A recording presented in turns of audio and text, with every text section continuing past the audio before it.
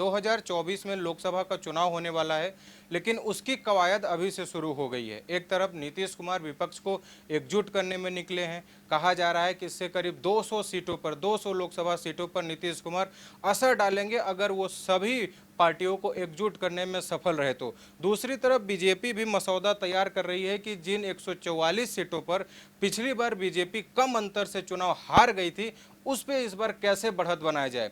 तो तीसरी तरफ राहुल गांधी भारत जोड़ो यात्रा कन्याकुमारी से शुरू कर दिए हैं और माना जा रहा है कि ये दक्षिण भारत में अच्छा खासा असर डालेगा। दक्षिण भारत में आपको बता दें कुल 144-45 सीटें आती हैं, जिसमें माना जा रहा है कि 28 सीटें करीब जो हैं वो पिछली बार कांग्रेस के खाते में गई थी और 29 सीटें भाजपा के खाते में। और इस भारत जोड़ो यात्रा से इस बार सीटों में कितना अंतर आएगा, इन आंकड़ों को समझेंगे। हमारे साथ आज जुड़ रहे हैं आंकड़ों के खिलाड़ी, मैं कहता हूं सर को, संजय कुमार सर हैं, CSDS के प्रोफेसर हैं। सर से बात करेंगे, आंकड़ों को समझेंगे और 2024 के आकलन को क्या कहता है उसका राजनीतिक गणित, यह भी समझेंगे। सर आपका बहुत स्वागत है हमारे चैनल पे। बहुत बहुत धन्यवाद मुझसे बात करने के लिए।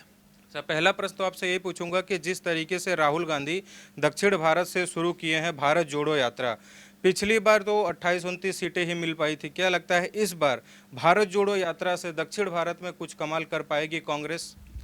देखिए, चाहे उत्तर भारत की बात हो, चाहे दक्षिण भारत की बात हो, पूरब की बात करें या पश्चिम की बात करें, सिर्फ एक यात्रा मात्र से कोई पार्टी बिल्कुल कोई करिश्मा कर दे, मुझे लगता है ऐसा हमें नहीं सोचना चाहिए, ऐसा नहीं मानना चाहिए, पार्टी को भी नहीं मानना चाहिए कि सिर्फ एक यात्रा आपने निकाली और बिल्कुल करिश्माई खेल कर दिया आपने आने वाले चुनाव में। और कई चीज़ें देश में, जब हम देश की राजनीति की भी बात करते हैं तो राजनीति में किस पार्टी की दावेदारी है, किसकी पहल है, किसका दबदबा है, सब हम उत्तर भारत, चूँकि हम उत्तर भारत में रहते हैं, दिल्ली उत्तर में है, दिल्ली सारे पॉलिटिकल कामों का केंद्र है, तो सब चीज़ हमें उत्तर भारत के नज़रिए से देखते हैं। तो ऐसे में ये अच्छी पहल है कि आप किसी चीज़ को, एक बड़ी यात्रा की शुरुआत दक्षिण से कर रहे हैं। तो कुल मिला के मुझे लगता है कि कांग्रेस की ये सोच तो बहुत अच्छी है कि हम दक्षिण से यात्रा शुरू करें और दक्षिण के जो पॉलिटिकल एटमॉस्फेयर है कांग्रेस चाहेगी उसे हम नॉर्थ में लेके आएँ, क्योंकि उत्तर में देखिए कांग्रेस की हालत क्या होती है। उत्तर में तकरीबन ऐसे 190 लोकसभा सीटें हैं, 2019 की बात मैं कर रहा हूँ, जहाँ पर कांग्रेस और बीजेपी का सीधा मुकाबला था। और कांग्रेस की हालत क्या होती है इन 190 लोकसभा सीटों में?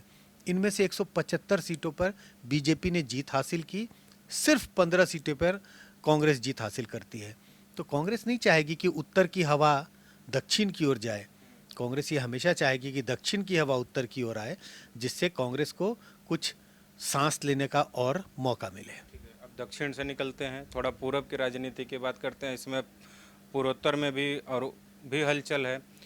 जिस तरह से नीतीश कुमार सभी पार्टियों को एकजुट करने में लगे हुए हैं, कह रहे हैं कि विपक्ष एकजुट हो जाए। वो अरविंद केजरीवाल से भी मिलते हैं, राहुल गांधी से भी मिलते हैं, लेफ्ट के पार्टी से भी तमाम नेताओं से मिलते हैं, छोटे छोटे दल अखिलेश यादव से मिलते हैं, मुलायम सिंह यादव से मिलते हैं।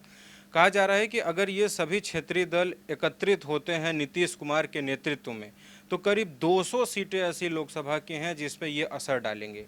आपका गणित क्या कहता है? नहीं, हम लोग, ये गणित तो बहुत आसान है, या आपका भी गणित वही है, मेरा भी गणित वही होगा। आप बंगाल के सीटों को जमा कर लें, आप उन राज्यों के सीटों को ऐड कर लें जिन राज्यों में क्षेत्रीय पार्टियों का या तो सरकार है या क्षेत्रीय पार्टी का दबदबा है। आप तमिलनाडु की बात करें, आप आंध्रा, तेलंगाना, उड़ीसा, वेस्ट बंगाल, झारखंड और ऐसे तमाम राज्य हैं। अगर इनकी सीटों को अगर आप मिला देंगे तो तकरीबन ये 200 सवा 2 से 200 का नंबर आता है। तो ये ज़रूर, ये सही है कि अगर इन राज्यों की सीटें तकरीबन 200 सवा 200 हैं और अगर इन पार्टियों के बीच थोड़ा सा भी तालमेल हुआ तो बीजेपी को इन सीटों पर हरा पाना बड़ा आसान होगा। या यूँ कहें, बीजेपी तो कई सीटों पर बरकरार भी नहीं है। अगर 2019 के चुनाव को देखें तो सीटों का फायदा होता हुआ मुझे नहीं दिख रहा है, क्योंकि कई सीटें तो ऐसी है जहां पर बीजेपी चुनाव ऑलरेडी हार चुकी है। अगर आप बंगाल की बात करें, टीएमसी ने ज़बरदस्त सीटें जीती हुई हैं। अगर हाँ, लोकसभा में भी अगर आप हम उड़ीसा की बात करें, वहाँ पे भी बीजेडी ने अपनी सीटें जीती हुई हैं। तेलंगाना में भी टीआरएस के पास सीटें हैं। अगर आप आंध्रा की बात करें, वहाँ भी रीजनल पार्टी के पास सीटें हैं। हाँ, बिहार में फ़र्क ज़रूर पड़ता हुआ दिखता है, यूपी में फर्क पड़ेगा। अगर ये तालमेल अच्छा बिठा पाए नीतीश कुमार, अगर उन्होंने एकजुट किया विपक्ष को, तो बिहार और यूपी की सीटों पर जरूर असर पड़ेगा। लेकिन जो अन्य राज्य हैं, जो नॉन हिंदी भाषी राज्य हैं, वहाँ पर कोई फायदा होता हुआ बहुत नहीं दिखता है, क्योंकि वहाँ पर रीजनल पार्टियों ने 2019 में भी अच्छा प्रदर्शन किया है। बिल्कुल सर, बात ये आती है कि जैसे अभी केसीआर पटना आए थे तो उनकी जो मीटिंग हुआ, उसके बाद जो उसका वीडियो भी काफ़ी सर्कुलेट हुआ, सोशल मीडिया पे वायरल हुआ, नीतीश कुमार और केसीआर के बीच जैसे तालमेल देखने को मिले, तो एक ये कहा जा रहा है कि मंच पे तो दिखता है कि सभी विपक्षी पार्टियों के नेता एक हैं, लेकिन अंदर अंदर राहुल गांधी अपनी अलग रैली कर रहे हैं, अरविंद केजरीवाल अपनी अलग रैली कर रहे हैं, नीतीश कुमार बिहार जाते हैं तो अपनी अलग रैली करते हैं, अखिलेश यादव यूपी में अपनी अलग रैली करते हैं। तो क्या लगता है, मंच पे एकजुटता है कि नीतीश कुमार सच में एकजुट कर पाएंगे सबको 2024 में? देखिए, नीतीश कुमार कोशिश कर रहे हैं, उनका प्रयास है। कर पाएंगे या नहीं कर पाएंगे, इस पर बड़ा प्रश्न चिन्ह है। आपने जिक्र किया, नीतीश कुमार जब बिहार जाते हैं तो अलग रैली करते हैं, बिहार में तो वो अलग रैली करेंगे। अखिलेश यादव को यूपी में रैली करनी है तो वो अलग रैली करेंगे। मंच पर ये साथ भी आते हैं। लेकिन दुर्भाग्यपूर्ण बात यह है, विपक्षी एकता के नज़रिए से मैं कह रहा हूँ, कि उसी दिन एक तरफ कांग्रेस की यात्रा शुरू होती है तो दूसरी तरफ अरविंद केजरीवाल अपनी यात्रा निकालते हैं। और कई एंगल से आप किसी भी नज़रिए से देखें तो ये स्पष्ट है, कांग्रेस और अरविंद केजरीवाल की पार्टी, आम आदमी पार्टी का एक साथ आता हुआ मुझे कोई सूरत, किसी सूरत में ये दोनों पार्टी एक साथ आते हुए दिखाई नहीं पड़ते। इसकी वजह भी बहुत साफ है। कांग्रेस को सबसे भारी नुकसान बीजेपी के बाद अगर कोई पार्टी पहुंचा रही है तो वो आम आदमी पार्टी है। आम आदमी पार्टी को पता है कि अगर उन्हें दूसरे राज्यों में अपना जनाधार बढ़ाना है तो वो कांग्रेस को रौंद कर ही आगे आएंगे। तो कांग्रेस के साथ न तो वो कोई तालमेल करना चाहते हैं, न कांग्रेस चाहेगी कि कोई आम आदमी पार्टी के साथ तालमेल हो। तो कांग्रेस का जितना बड़ा नॉर्थ इंडिया में जनाधार है, भले ही उन्होंने अपनी सीटें, बहुत सारी सीटें गंवा दी हैं, हार गए हैं, लेकिन जनाधार बना हुआ है। और जिन जिन राज्यों में, अगर हाल ही में गुजरात में चुनाव होने वाले हैं, हिमाचल में चुनाव होने वाले हैं, और ये सब ऐसे राज्य हैं जहां बाइपोलर कंटेस्ट सदियों से चला आ रहा है बीजेपी और कांग्रेस के बीच में। अगर इन राज्यों में आम आदमी पार्टी अच्छा करती है, अपना जनाधार बढ़ाती है, तो वो कांग्रेस को नुकसान पहुंचाएगी। तो विपक्षी एकता में जो प्रयास नीतीश कुमार कर रहे हैं, और वो कितना सक्सेसफुल होंगे वो तो आने वाला समय बताएगा। लेकिन ये तो एक संकट बना रहेगा कि कैसे कांग्रेस और आम आदमी पार्टी को एक साथ लाया जाए, एक मंच पर, एक प्लेटफॉर्म पर। अब दूसरी बात ये आती है कि अगर राष्ट्रीय राजनीति में राहुल गांधी अपने आप को एज ए पीएम बहुत पहले से समझते सोचते आ रहे हैं, कांग्रेस पार्टी के चेहरे हैं, तो वहाँ पे नीतीश कुमार का फैक्टर, ये क्या ऐसा तो नहीं कि कांग्रेस पार्टी को हार्म करेगा? देखिए, एक जो कहते हैं मिलियन डॉलर क्वेश्चन है कि विपक्ष का चेहरा कौन होगा।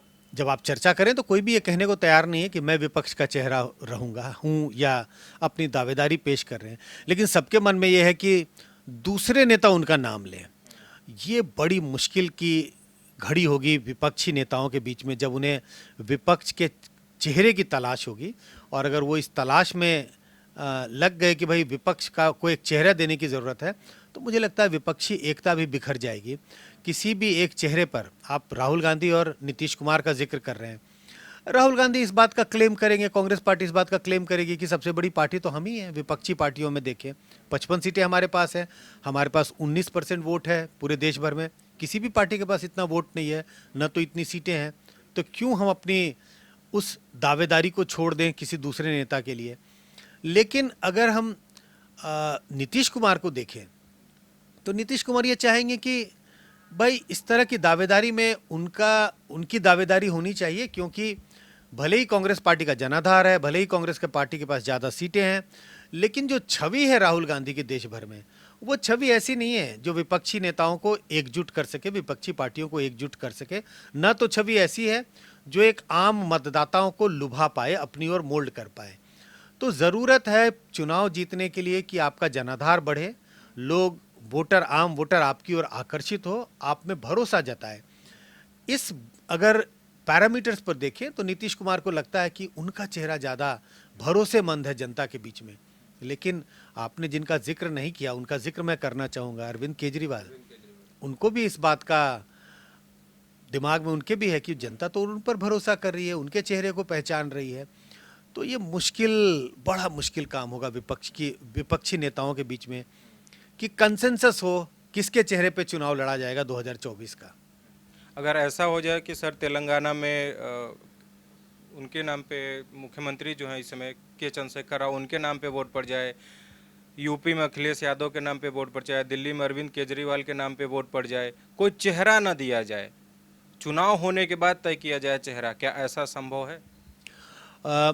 देखिए, दोनों संभावनाएं हैं बनी हुई, लेकिन जैसे कहते हैं विपक्ष के लिए एक तरफ कुआं है तो दूसरी तरफ खाई है। अगर उन्होंने किसी चेहरे की तलाश शुरू की तो सबसे बड़ी तो दिक्कत ये है कि वो चेहरा तलाश नहीं पाएंगे, और उसमें विपक्षी एकता अगर होने की कोई गुंजाइश भी होगी तो वो रही की धरी रह जाएगी। लेकिन मान लीजिए उन्होंने कोई एक चेहरा तलाश भी लिया, तो वो मोदी के सामने जब उस चेहरे को लाया जाएगा तो जनता का भरोसा जितना प्रधानमंत्री मोदी में है, उस तरह का भरोसा वो किसी भी विपक्ष के चेहरे में नहीं देख पाएंगे। और जो कहते हैं कि इस कंटेस्ट में प्रधानमंत्री मोदी कहीं आगे दिखाई पड़ेंगे। लेकिन मान लीजिए दूसरी इसकी संभावना, विपक्षी पार्टियों ने चेहरे की तलाश नहीं की, और जिसका जिक्र आप कर रहे हैं कि भाई एक कलेक्टिव लड़ाई लड़े, बाद में हम देखेंगे कि प्रधानमंत्री कौन होने के लायक है जब चुनाव जीत कर आएंगे। तो ऐसी स्थिति में भी बराबर बीजेपी ये सवाल पूछेगी, या जनता को कहेंगे कि भाई आप सवाल पूछें। अगर बीजेपी सरकार बनाएगी तब तो प्रधानमंत्री मोदी हैं, अगर उनकी सरकार बनेगी तो कौन बनने वाला है प्रधानमंत्री। तो इन सवालों का जवाब विपक्ष को देना पड़ेगा मतदाताओं को। अब इन सवालों के जवाब से बचने की कोशिश करनी चाहिए। मुझे लगता है विपक्षी नेताओं के एंगल से मैं देखूं, विपक्षी एकता होना कोई आसान बात नहीं है, और उससे भी मुश्किल बात है विपक्ष के लिए एक चेहरे पर सहमति भरना। तो मुझे लगता है कम से कम चेहरे की तलाश छोड़ देनी चाहिए अलग अलग राज्यों में। और इसकी दिक्कत क्यों आती है? दिक्कत इसी के लिए आती है क्योंकि विपक्षी पार्टियों में कई ऐसे नेता हैं जिनकी पॉपुलैरिटी अपने राज्य में बहुत ज़्यादा है। आपने अरविंद केजरीवाल का जिक्र किया, दिल्ली पंजाब में बहुत पॉपुलर है, केसीआर तेलंगाना में बहुत पॉपुलर है, ममता बनर्जी वेस्ट बंगाल में बहुत पॉपुलर है, नीतीश कुमार बिहार में भी पॉपुलर है। ये ज़रूर है कि नीतीश कुमार की आज पॉपुलैरिटी, जो उनकी पॉपुलैरिटी 2013 में थी, उससे बहुत नीचे गिरावट आ गई है। हम अगर नवीन पटनायक की बात करें, वो अपने राज्य में बहुत पॉपुलर हैं। तो कलेक्टिव लड़ाई लड़नी चाहिए, चेहरे के पीछे व्यर्थ समय नहीं और एनर्जी नहीं लगाना चाहिए विपक्षी नेताओं को। यही उनके लिए बेहतर स्ट्रैटेजी होगी अगर उन्हें 2024 के चुनाव में बीजेपी को टक्कर देनी है। मात देने की बात तो आगे की बात है, अगर टक्कर भी देनी है तो कलेक्टिव लड़ाई लड़नी होगी। चेहरे के मुद्दे को दरकिनार करें और पहले कलेक्टिव लड़ाई लड़ने की कोशिश करें। ठीक है, एक अंतिम प्रश्न ये पूछते हैं सर, इसके पहले भी सब एक मंच पे आए, तस्वीरें खिंचाएं, तो उसमें प्रधानमंत्री मोदी ने खेल किया कि सभी विपक्ष ये कह रहे हैं इनकी कोई विचारधारा नहीं है, इनकी एक विचारधारा है सिर्फ कि मोदी को हटाओ। और ये बात जनता को कनेक्ट कर जाती है कि अगर सभी अलग अलग विचारधारा के लोग एक साथ आ रहे हैं तो उनका सच में ये मतलब मुख्य भूमिका में वो आएंगे कि मोदी को हटाओ। तो इससे कहीं ना कहीं विपक्ष को नुकसान हुआ है, तो क्या इस बार अगर वो एक आते हैं तो क्या इस बार नुकसान नहीं होगा? देखिए, एक बात तो स्पष्ट है कि क्रेडिबिलिटी जो है विपक्षी नेताओं की या विपक्षी पार्टियों की, वो बहुत कम है, उसमें बहुत गिरावट आई है, क्रेडिबल नहीं है। ट्रस्ट डेफिसिट है, जिसको कहते हैं ट्रस्ट। जनता भरोसा नहीं करती। एक साथ इकट्ठे तो हो जाएंगे, लेकिन जनता हमेशा उनके मन में रहेगा क्या ये साथ रहेंगे? अगर ये चुनाव जीत गए तो क्या सरकार बना पाएंगे? किसे प्रधानमंत्री के रूप में चुनेंगे? क्या ये वही वक्त होगा जिस वक्त ये इनमें बिखराव आ जाएगा? तो ये सब तमाम तरह की दुविधाएं होंगी वोटरों के मन में, और इन दुविधाओं की वजह से ही वोटरों ने अगर मन बनाया भी होगा इनको वोट करने के लिए, तो उनके मन में दुविधा रहेगी। अनलेस एंड अनटिल कि कोई बड़ा ही ऐसा मुद्दा आ जाए जनता के सामने और देश में एक बिल्कुल माहौल ऐसा बनने लगे कि भाई मोदी हटाओ या बीजेपी हटाओ, इस तरह का एक स्ट्रॉन्ग अगर माहौल बनने लगे, ऐसी स्थिति में जब एकदम नेगेटिव वोट पड़ता है कि भाई मैं इस पार्टी की सरकार नहीं चाहिए, हम वोट किसी को भी दे दें, तब इस तरह के बिना विचारधारा के भी अगर लोग एक साथ आते हैं तो लोग वोट दे देते हैं। लेकिन ऐसा तो कोई मुझे माहौल आज दिखाई नहीं पड़ता। कौन से लोग साथ आ रहे हैं? ऐसे लोग साथ आ रहे हैं, विपक्षी पार्टी के लोग साथ आ रहे हैं, उनके वोटर साथ आते हुए मुझे दिखाई नहीं पड़ रहे हैं। उनके वोटरों में अभी भी बिखराव है, सिर्फ नेता साथ आ रहे हैं। तो ऐसा माहौल मुझे बनता हुआ नहीं दिखाई पड़ रहा है जिसमें देश में कोई हाहाकार या कुछ एक आवाज़ बुलंद हो रही हो जनता के बीच में कि हमें मोदी हटाना है, हमें बीजेपी हटाना है। ये सिर्फ पार्टियों के बीच, नेताओं के बीच गूंज सुनाई पड़ रही है। जब ये गूंज जनता तक सुनाई पड़ेगी तब शायद बीजेपी के लिए चिंता का विषय होगा। आज मुझे लगता है कि पार्टियां भले ही अपनी कवायद करती रहें, बीजेपी के लिए बहुत कोई संकट की घड़ी मुझे अभी नहीं दिखाई पड़ती। अभी जिस तरीके से लगातार सब 2024 की बात कर रहे हैं, लगता है कि 2024 काफ़ी रोमांचक होने वाला है। हाँ, आप जिस 2024 रोमांचक होने वाला है वो अभी लग रहा है। जब क्रिकेट मैच होता है और जब टीम पेपर पे बनती है तो हम कहते हैं भाई हमारी भी टीम मजबूत है, वो भी टीम मजबूत है, 10 टीमें मजबूत दिखाई पड़ती हैं। लेकिन जब वो फील्ड में उतरते हैं तो कई बार रोमांच एकदम हवा हो जाता है। तो अभी तो रोमांचक लग रहा है कि रोमांचक होगा। और जिस तरह से 2024 की तैयारी हो रही है, ये लग रहा है जैसे अगले साल ही होने वाला है। 2023 आएगा ही नहीं, सीधे 2024 आएगा। तो ये भी, इस बात का भी ध्यान रखना चाहिए कि बहुत अर्ली तैयारी शुरू कर दी है। और क्या ये तैयारी, ये मोमेंटम बना रहेगा 2024 तक? अभी भी तकरीबन 1.5 साल से ऊपर का वक्त बाकी है। क्या विपक्षी नेताओं का जो मोमेंटम है, उनका गठजोड़, उनका मोमेंटम 2024 तक बना रहेगा? ये अभी देखने की बात होगी। बहुत बहुत शुक्रिया सर हमसे बातचीत करने के लिए। Thank you.